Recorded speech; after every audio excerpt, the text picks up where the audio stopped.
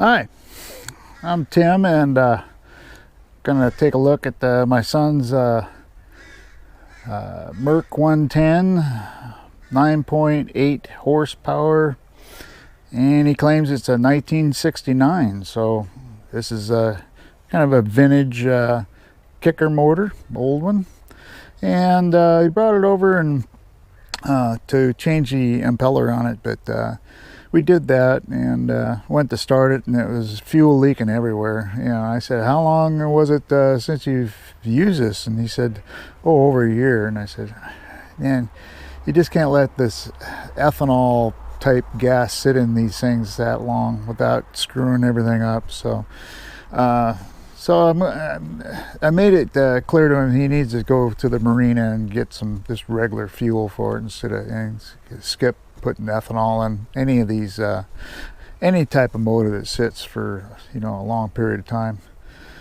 whether it's a lawnmower or pressure washer or generator or whatever. It's just this ethanol crap is garbage anyway. So I'll show you, turn the camera around here and take a look at this engine. Yep, this is it. Mercury 110, 9.8 horsepower, and the forward reverse lever, pull start, two stroke, 2-cylinder handle, start, throttle, and down here it's got the choke, and it has a stop button, and then it has a weird looking fuel adapter hookup line, which my fuel tank doesn't have, by the way. So we're gonna work on this thing, and I'll have to bypass that that hookup. So let me take the hood off here, and we'll start in on this thing.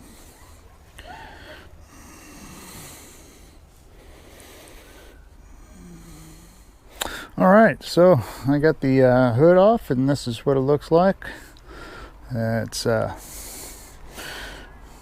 a carburetor, and not much to it, that's for sure. You can see the fuel that's all in there, and it's just it was pouring out the front of the carburetor. That tells me the float was stuck.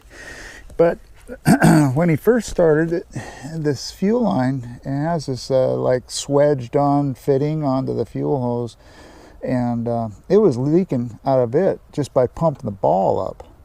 So it's got issues. So we're gonna first start by taking the fuel line off here, and I'll put a different one of my other fuel lines on it and pump it up and see, show you where this fuel is coming from, and then we'll take the carburetor apart and clean it and check out the float, see what's going on there, and proceed on from there. All right.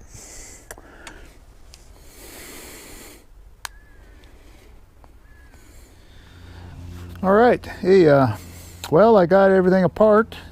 I had to take the carburetor out, of course, you know, because it's easier to work on and take apart, clean it and everything else. But in doing so, as soon as I leaned the carburetor one way, it just fuel just kind of started coming out. That tells me that that float is definitely stuck. So before we take it apart and everything, I want to kind of show you exactly what I had to do to get that carburetor out. So first of all, I'll turn the camera around and explain it to you. All right, and there we go. It's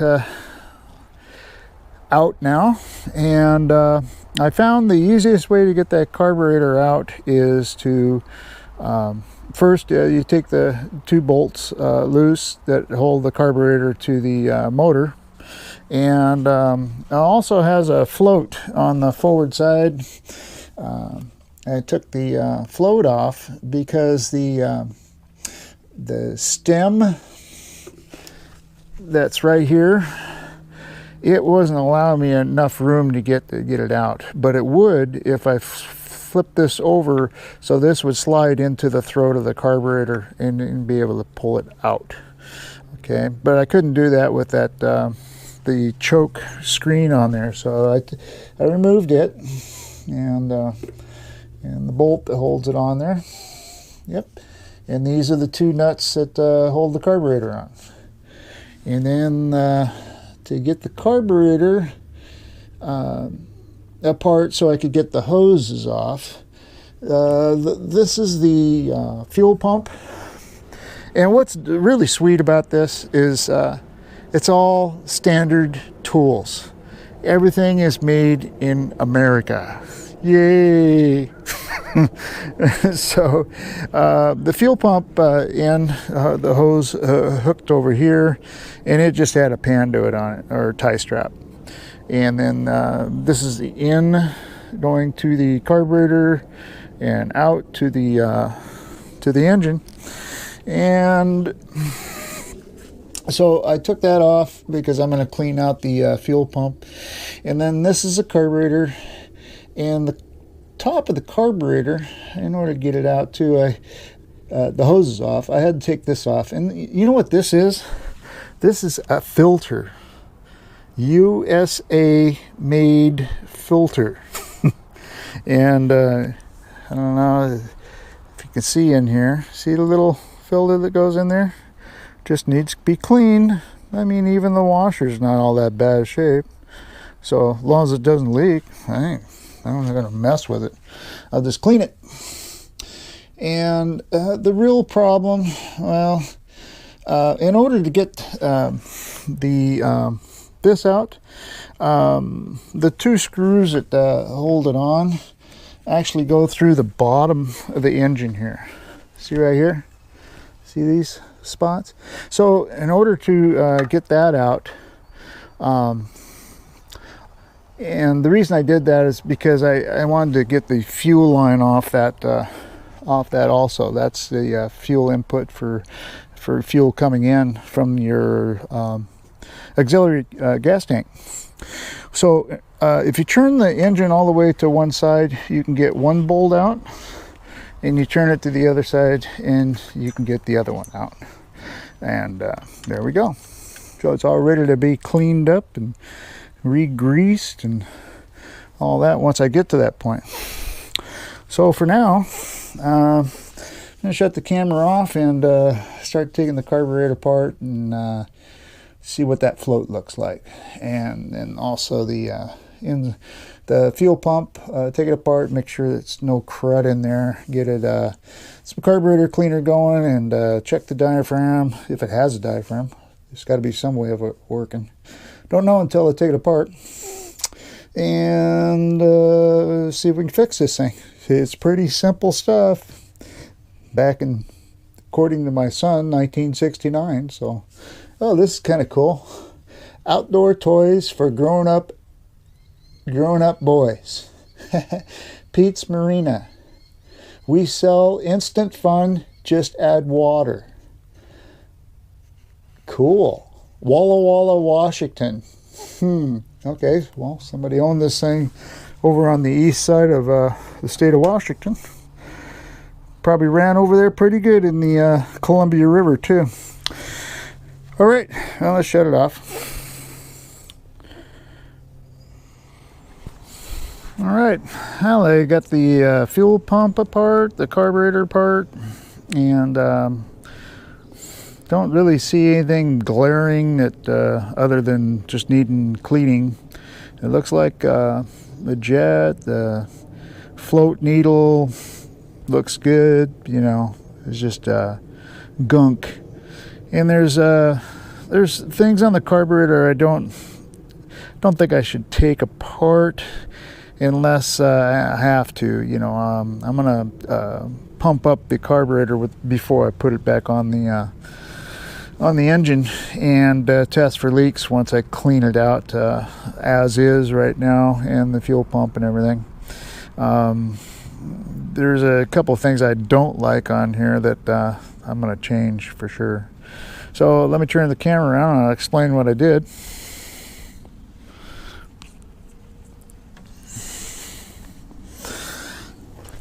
All right. Well, first of all, this fuel line I don't care for at all. I like the 90 degree, but I want the hose to come up and then use stainless steel clamps you can tighten with a screwdriver or a little socket. And that's what I have on my Merc over there. And works great. It's easy to fix if the lines are get screwed up. Look at this. I don't think that's a gouge. I think that's where it was resting against the one of the choke lever, which is kind of another reason to get rid of this crap, you know, and go to something that you have a little more distance between this and the hose. So, you know, American made, but not quite right. So this is the fuel pump over here. You know, that's where the fuel, I don't know if it comes in or comes out right there, to tell you the truth, but not without it on the engine. But anyway, this is the diaphragm. Diaphragm still actually looks good. A little dirty. We'll clean it up. This is the mid part of the diaphragm, and there's the little plunger right there. Yeah, two of them, one for in and one for out. See that? Man, that's antique. But you know, they look a little dirty, so I'm gonna clean them up good. And then another gasket, I left it on the bottom piece, but you know, actually it's the top. So yeah, they all go together in order, and after I clean it, put it all back together the same way I took it apart. And then the carburetor, this is that filter, right? Pretty cute. Cleanable. You don't have to buy new ones, you know, you just clean them out and put it back together. And the bottom of the fuel, I don't know if you could see it there or not, but yeah, it looks pretty dirty. It looks like cake in there. So we'll get that all scraped out, cleaned out. Yeah, this is the float. This is really bizarre. It looks like a water tower. Yeah, it's got a hole all the way through it, and then a little spring on top, and it goes into the cylinder here. Right? See a little post? That's what it sits on. And then this is the top. And I took the needle valve out for the float. It looks pretty good, a little dirty, but and then this is the other half. That's what holds the needle valve in, and then the pin. These pins are serrated on the end, so once you put them in, you have to knock them back out. Yeah, they're not like needle floats these days. You can see how this one's serrated in, and that's why I didn't bother taking it out and just left it alone. Plus it's adjusted too, so we don't want to fool with the adjustment at all. And then the carburetor itself, took out the drain plug, and then the needle valve that's inside of that, and it looks, yeah, look at the threads on that. Pretty dirty. Yeah. So we'll clean that all up. The inside of it, you can see through it, you know. You can see the yellow mat through it. So it wasn't plugged, but it definitely needs some cleaning. And then there is other screws in here. Looks like it holds that post in there, in the center post, and it's got all the non-fuel leak sealant on them, and that either tells me that you're not supposed to fool with it or whatever, but so I'm going to leave them alone. And there's another one in here that could be a jet also, Looks like I can probably take that one out, and it might be another jet like the lower one, which yeah, we need to take a look at that.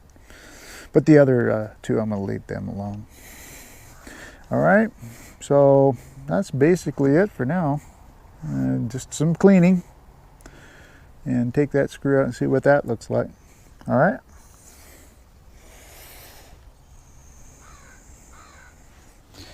All right, so let's put on the gloves here, and I'll show you what we have here.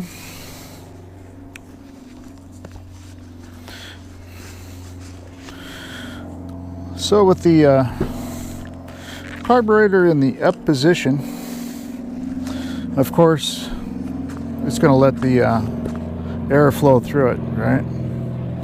But on my other carburetor, on my Merc, if you turn it upside down and let the float, you can hear the float. Okay. See? That needle should be shutting off the air, and it's not. Now it could be because of this this float. Nah, not really. Anyway, so we'll hook it up to fuel and pump it up and see if it does the same thing. And if it does, it'll be leaking out the carburetor throat. Is it probably? But we'll check. There's another hole right here. I don't know if that's a vent hole or what. I guess we'll find out. All right.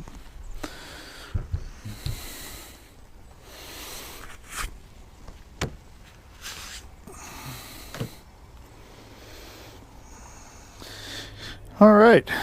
Well, the air test failed, but the pump test worked great.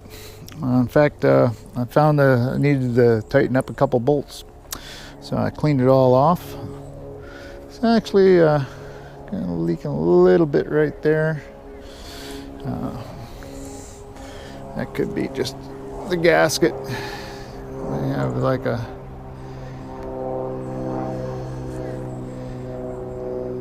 yeah, we'll see. Usually when the gasket's dry, it'll leak for just a little bit, but then it'll quit. Well, let's pump it up again and see what happens.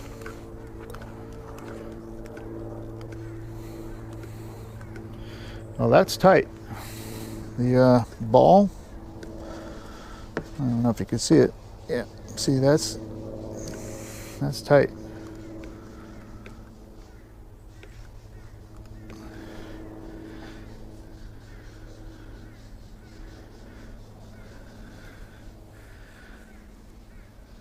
Looks good. It's just a little bit of, leakage just around the gasket, up around this part right here. That means I could tighten that one just a little bit more. There we go. Don't want to overdo it, but that's normal for carburetors. It's not that bad. That's just evaporation type leakage. I mean, you always have fuel up in here anyway. As long as it's not running, and then we're okay. All right. Well, I think it's good to go. Yep.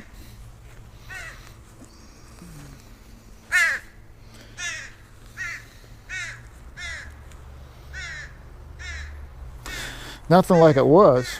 Now it could be something else, and we'll test the fuel pump next, see how that works.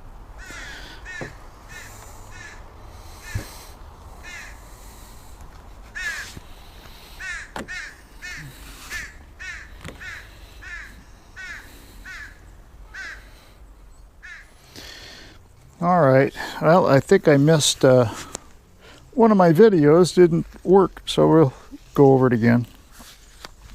So the fuel pump, what I did is I hooked it up and pumped it up. I put a bolt in here. I found a bolt that would actually fit in the outgoing hole. This is the incoming, and pumped it up, and doesn't seem to be leaking. Cool. Yep, so the fuel pump is good. This hose right here, this is my new fittings with the harpoon ends that I can put stainless steel hose clamps on. That'll replace this that came off the engine that had these wedged fittings on that absolutely might have worked for a long time, which it did from 1969, but for keeping these things from leaking, it was actually leaking out through the sides here, and which is no good. You don't want fuel leaks. So the new setup hose and fittings that I got, the fittings are expensive. It cost like $10 for the two of them, but it's better than what was on there. All right, so I'm gonna take and put everything back together. Wait till my son brings me the fuel mixture with 50 to 1 two-stroke oil with fuel before I can actually start the engine to see how it's running. Check for leaks, see how that impeller works that we just replaced the other day. All right, so the next video will be that. All right, yeah, I guess I could do it all at the same time. All right.